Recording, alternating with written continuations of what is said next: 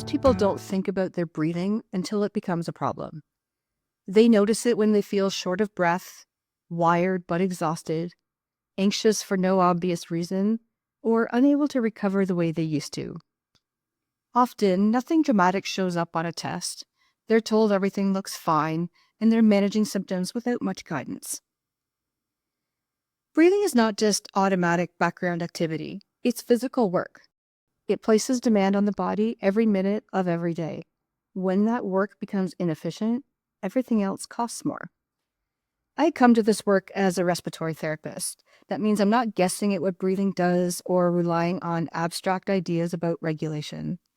I understand how breathing mechanics, rhythm, and effort affect how the body functions under load and under stress. The goal of this work isn't to teach people how to breathe properly, it's to reduce unnecessary strain. That might mean making breathing less effortful during daily activity. It might mean improving tolerance for exertion. It might mean addressing patterns that keep the body in a constant state of vigilance. When breathing becomes more efficient, people often notice changes they weren't expecting.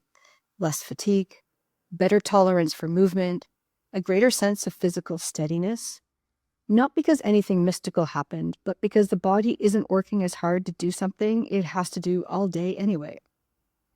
This work is especially relevant for people with respiratory conditions, a history of breathing issues, or anyone who feels like their capacity has quietly shrunk over time.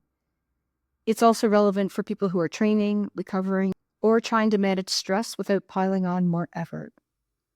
Most of this can be done online through assessment, education, and practical exercises that fit into real life.